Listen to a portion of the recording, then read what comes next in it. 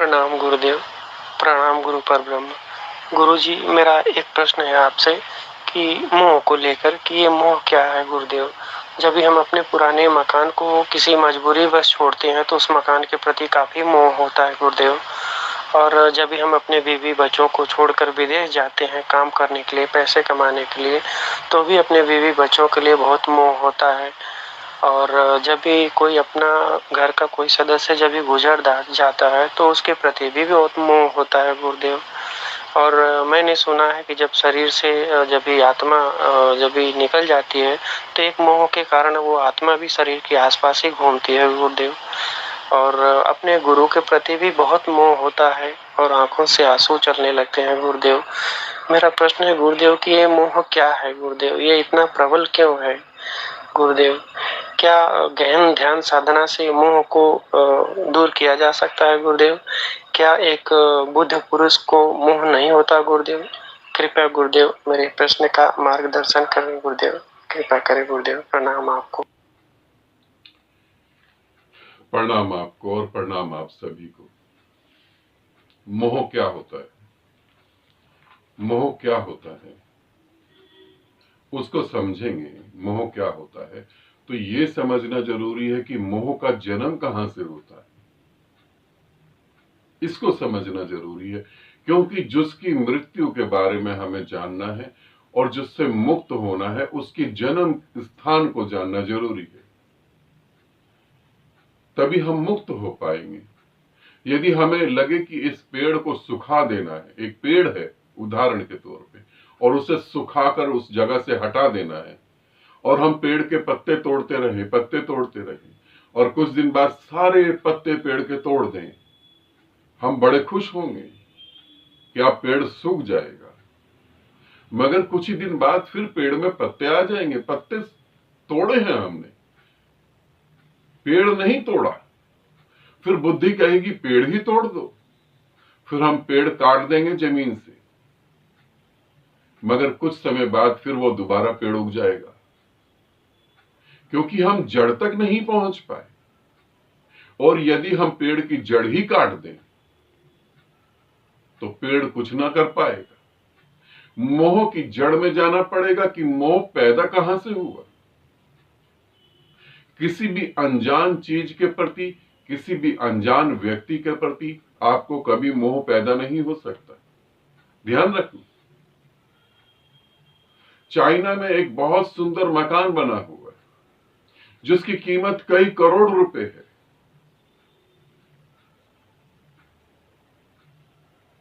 उस मकान के प्रति तुम्हारा मोह पैदा नहीं हो सकता, क्योंकि ना तो तुमने वो देखा है, ना तुमने उसे जाना है, ना तुमने उसे जिया है। जिसे देखा नहीं, जिसे जाना नहीं, जिसे जिया नहीं, उसके प्रति मोह कभी नहीं पैदा होगा। फिर मोह पैदा होता है अपने घर के प्रति। क्यों? मोह से पहले घर में रहते रहते खुशियां होती है। हम उस घर में खुशी महसूस करते हैं, उस घर में हमारा बचपन बीता है, उस घर में हमारी यादें हैं। एक आदमी के पास छोटी सी झोपड़ी होती है, झोपड़ी तोड़ देने के बाद वो महल बनाता है, मगर फिर भी उसके दिमाग में झोपड़ी जरूर रहती है, क्योंकि झोपड़ी में कुछ पल बिताए थे खुशी के। मगर अब झोपड़ी में खुशी नहीं है, मगर वहां पकड़ है। खुशी प्रेम के कुछ पल थे, मगर अब वहां पर पकड़ है। मोह का मतलब है अपने वश में चीजों को रखना, और अस्तित्व का नियम है परिवर्तन, और मोह का मतलब है परिवर्तन को रोक देना।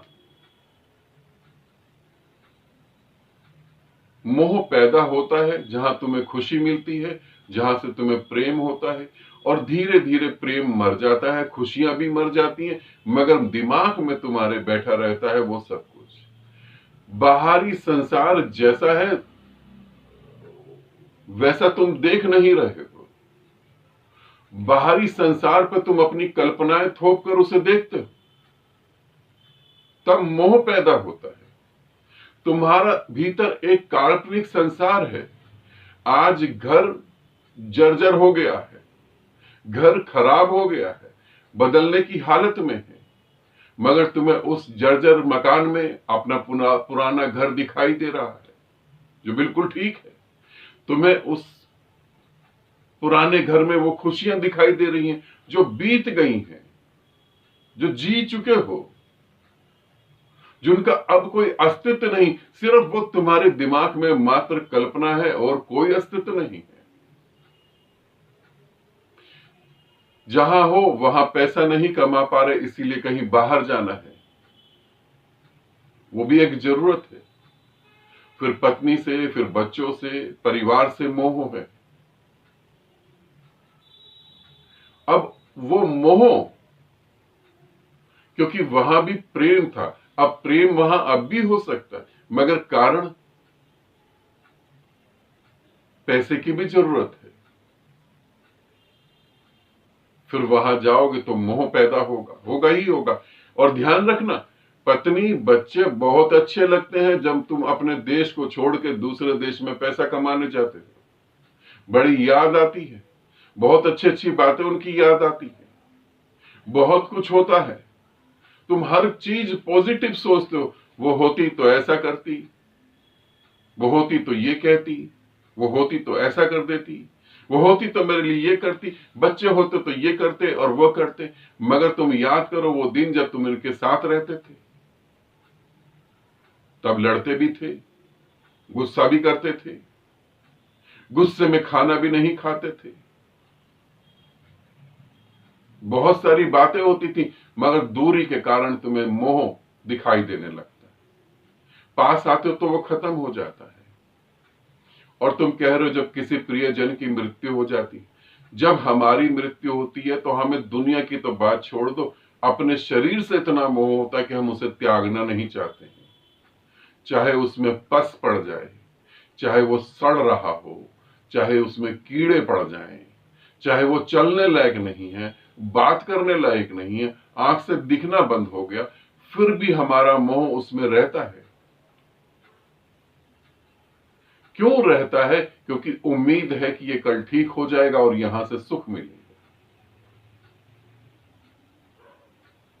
मोह जिंदा रहता है तुम्हारी उम्मीदों पर। तुम्हें उम्मीद है भौतिक चीजों से, भौतिक शरीरों से, और हमेशा तुम उनको अपने अंडर में रखना चाहते हो कि वो मुझे सुख देते रहें। ध्यान से सुनो इस बात को, प्रेम जब पैदा होता है तो दूसरे की खुशी के लिए। पत्नी को तुम प्रेम करते हो और पत्नी हंस रही, शुरू में जब तुम कुछ करते हो और पत्नी हंसती है, तुम समझ जाते हो कि इस काम से ये खुश हो जाएगी, फिर तुम वो दोबारा काम करते हो, ये प्रेम है। फिर तुम दोबारा काम करते हो। तुम कोई गिफ्ट लाए, तुमने अपनी पत्नी को शादी के बाद पहली बार गिफ्ट दिया और वो खुश हो गई, फिर तुम्हारे मन में होता अगली बार मैं इससे भी बड़ा गिफ्ट खरीदूंगा, इसे और खुशी दूंगा। मगर धीरे धीरे ये मरने लगता है, फिर कितना भी बड़ा गिफ्ट दो खुशी नहीं होती है। मगर मोह बंधा रहता है, मोह फिर भी रहता है। मोह रहता है कि ये मेरे साथ ही खुश रह सकती है, किसी दूसरे के साथ नहीं। मोह अपने वश में चीजें रखता है। अब सुख नहीं मिल रहा है, अब प्रेम नहीं मिल रहा है, अब वो खुशी मर चुकी है, फिर भी। और मोह इतना बढ़ जाता है, यदि समाज में ये नियम नहीं हो कि आप डेड बॉडी को जाके दफन कर दें, डेड बॉडी को जाके जला दें, अगर ये नियम ना हो तो बहुत सारे लोग मोह के कारण अपने पूर्वजों की डेड बॉडी अपने घर में ही संभाल के रख लें, वो फेंके ही ना। और ऐसी इस पृथ्वी पर जातियां हैं जो डेड बॉडी को इतनी जल्दी जलाते नहीं है, वो 30 त्योहारों पे उन्हें निकाल के लाते हैं, उनके साथ सेलिब्रेशन करते हैं। फिर कहा ध्यान से मोह खत्म हो जाए। अज्ञान के कारण मोह पैदा होता है। ये अज्ञान है कि दूसरा तुम्हें खुशी दे सकता है। ध्यान रखना, जहां खुशी की उम्मीद है, जहां प्रेम की उम्मीद है, वही मोह पैदा होगा। ये अज्ञान है कि दूसरा मुझे खुश कर सकता है। इस अज्ञान के कारण ही मोह का जन्म होता है। और ज्ञान के कारण ये पता लगता है दूसरा अपना जीवन जीने आया है, उसको अपने जीवन जीने की आजादी है। मैं अपना जीवन जीने आया हूं, हो सकता है मैं उसको खुश करूं, इसमें मुझे खुशी मिले, मगर वो भी मुझे खुश करे ऐसा जरूरी तो नहीं है। ये कोई शर्त थोड़ी ना है। मगर मोह में हम यही कहते हैं, हम यही करते हैं, हम यही दर्शाते हैं, हम यही सब करते हैं।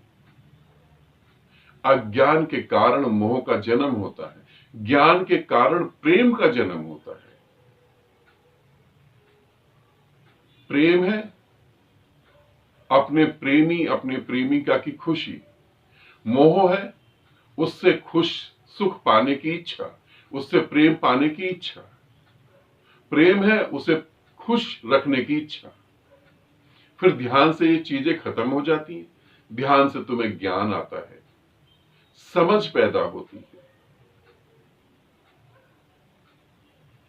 और फिर तुम्हें अपने होने का बोध होता है। जिस दिन तुम्हें अपने होने का बोध होता है, उस दिन मोह क्या, उस दिन सभी वासनाएं खत्म हो जाती है। तुम्हें अपने होने का बोध ही नहीं हो पा रहा, इसीलिए तो तुम बाहर भटक रहे हो, दूसरे की आंख में अपनी छवि देख रहे हो, दूसरे की आंख में अपनी छवि देख रहे हो, क्योंकि स्वयं अपने में तो तुमको दिख नहीं रही।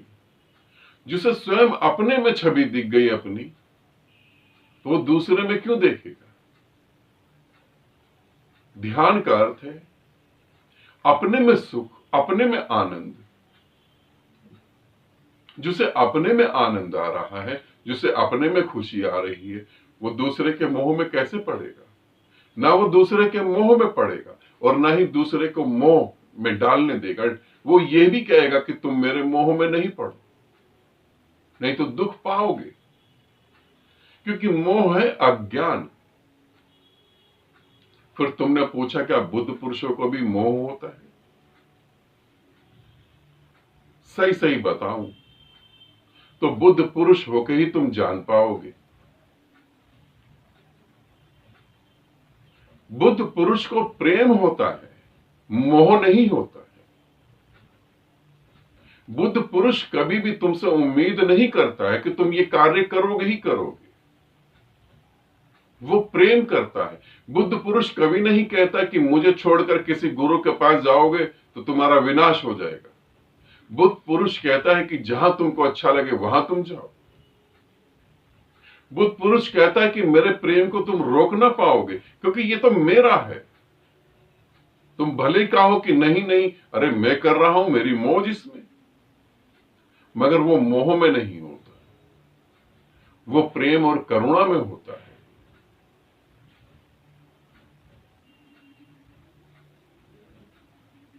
इस बात को ध्यान रखना, जो मैंने बोलने जा रहा हूं, जो मैं बोलने जा रहा हूं, ये सभी ग्रंथों के विपरीत है।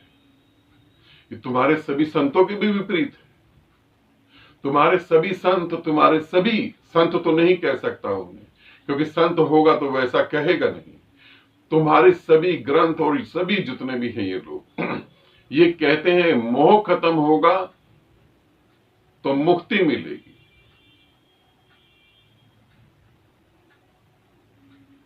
इसे समझना, मोह खत्म होगा तो मुक्ति मिलेगी। मैं तुम्हें कह रहा हूं समझ पैदा होगी तो मोह खत्म होगा। पहले समझ पैदा होगी तभी तुम्हारा मोह खत्म होगा। ये कभी तुम्हें नहीं बताएंगे कि तुम्हारी समझ कैसे पैदा होगी। तुम्हारी समझ पैदा होगी पीड़ा से, दुख से, तकलीफ से। जिसके प्रति जब तुम्हें मोह है, तुम्हें एक स्त्री के प्रति मोह है, और वो स्त्री तुम्हारी बात ना मान के वो अपनी मर्जी से जीवन जी रही है, तब तुम्हारे अहंकार को चोट लगेगी और उस चोट को तुम महसूस करोगे और तब तुम समझ पाओगे कि उस स्त्री की गलती नहीं है, गलती मेरी उम्मीद की है। मेरे घर में बच्चों का जन्म हुआ, मैं बच्चों को पाल रहा हूं कि वो बुढ़ापे में मेरी देखभाल करेंगे। ये एक उम्मीद है। मुझे पता लग जाए कि ये बच्चे बुढ़ापे में मेरी देखभाल नहीं करेंगे, मेरे से पैदा हुए, तो क्या मैं उन्हें पालूंगा नहीं? तो भी मैं उन्हें पालूंगा। मगर अब वो उम्मीद नहीं, और बच्चे बड़े हो गए और बच्चे मेरी देखभाल न करे तो मुझे दुख होगा।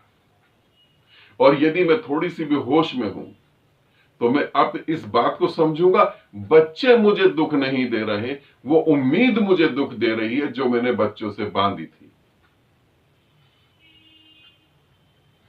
हम में और बुद्ध पुरुष में, हम में और सदगुरु में यही फर्क है। सदगुरु कर्म करता है तुम्हारे साथ, उम्मीद नहीं रखता, क्योंकि वो जानता है जैसे मैं स्वतंत्र हूं वैसे तुम स्वतंत्र हो। वो उम्मीद नहीं रखता है, वो प्रेम करता है। और हम पहले उम्मीद रखते हैं फिर प्रेम करते हैं।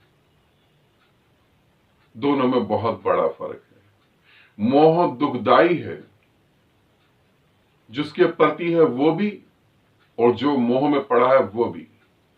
और मोह को तुम छोटी मोटी बात ना समझ लेना, पूरी दुनिया के मोह को हटा दो। तुम अपने शरीर के मोह में इतना पड़े हो कि मरने के बाद फिर शरीर की मांग उठती है और फिर तुम दोबारा जन्म ले लेते हो। इस मोह से कहां से मुक्त हो पाओगे?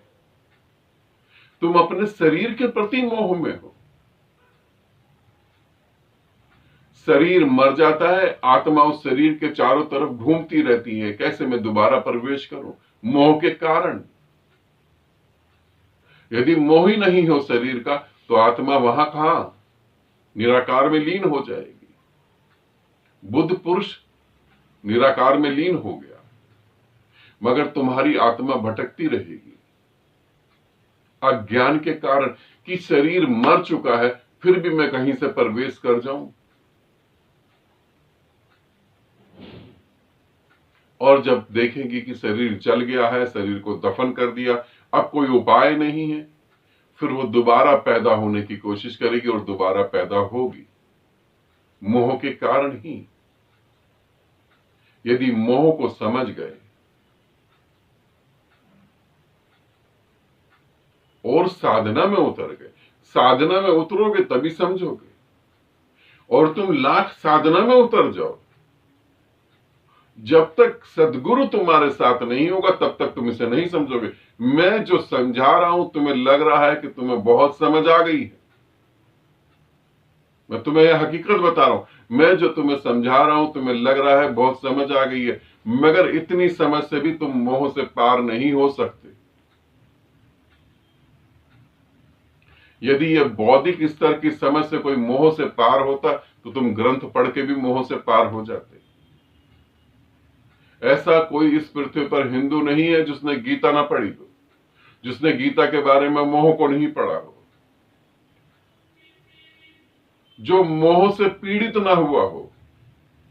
मगर मुक्ति नहीं, आज भी मोह के बंधन में पड़े हो।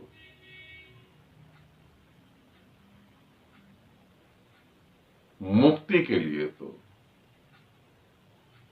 हृदय से जुड़ना जरूरी है, अपना बोध होना जरूरी है और अपना दीपक जलना जरूरी। अपना दीपक कैसे जलेगा? जब एक बुझा हुआ दीपक तुम उसको लाख साल तक सूर्य के सामने रखो, एक बुझे हुए दीपक को तुम लाख साल तक सूर्य के सामने रखो, वो जल नहीं सकता। मगर क्षण भर के लिए एक बुझे हुए दीपक को जलते दीपक के साथ रख दो, क्षण भर में वो जल उठेगा। यही गुरु और शिष्य की कहानी है। जीवित गुरु के बिना गति नहीं है। मोह से मुक्त होना है तो जो मोह से मुक्त हो चुका है उसके साथ जुड़ो। ये ऐसी बीमारी है, समझ से नहीं जाएगी, इसे समझ लेना। ठीक है, आनंदित रहो, सदा खुश रहो। बहुत बहुत प्रेम आप सभी को।